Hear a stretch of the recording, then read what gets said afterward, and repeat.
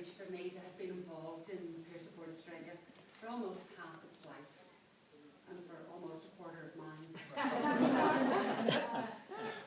Another privilege has been meeting many committed people who've been involved with Peer Support Australia over the years.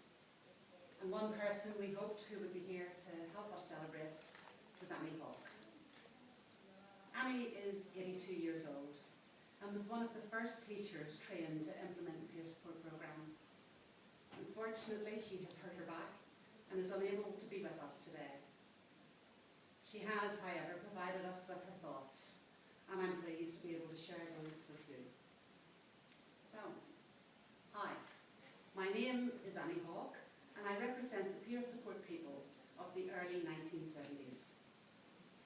The Peer Support Programme was initially developed to address a very real drug problem in the 70s. To give you an idea of the extent of the problem, at my school, some students would come to school stoned, and others would slip out into the Avalon sandhills to top up at lunchtime. I taught food technology and had only one straight student in my class.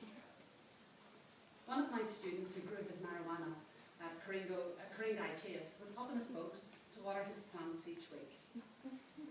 On one trip he found no heads on the plants, no leaves, and some very stoned wallabies. The late Elizabeth Campbell, who was the founder of the Peer Support Programme, had researched drug prevention programmes worldwide, and she designed one specifically for Australia. Elizabeth worked for the Health Department, both in Canberra and in New South Wales, and she was stationed at Queenscliff near her Manly home. In 1973, a student from Pittwater High School died as a result of a drug overdose, and Elizabeth and a group from the Health Department were brought to the school to counsel the students. Having just a small amount of funding from the drug referral section of the New South Wales Health Department, Elizabeth decided to train volunteer teachers to deliver the programme. I signed up, along with 2 other teachers from Barrenjoey High School. Our first group was small, perhaps 3 schools. We attended lectures at night at TAFE to learn about drugs, the law, and the Peer Support Programme.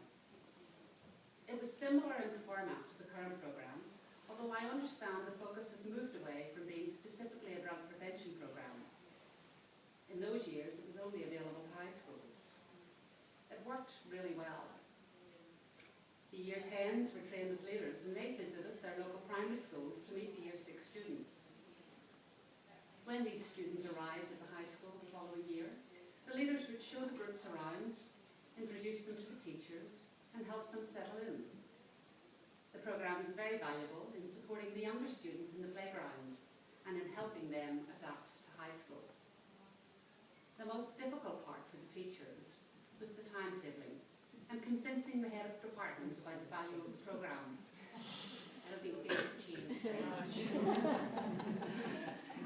In my opinion, the best part of the programme was the communal skills it brought to the Year 11s. They ran dances, took extra responsibilities in the school, and were there for the younger students in and out of school. I believe the Peer Support Programme has had a wonderful influence on students, both senior and junior.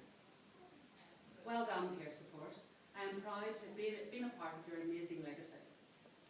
But there have always been challenges with our youth, and there always will be. The current problems are with alcohol, designer drugs, social media, and relationships. A big ask for the Peer Support Programme to address. Education is so important. So let us educate the children of today and help them through any difficult times they may encounter along the way. I love young people. They are so full of ideas in life and are always pushing boundaries for a better world.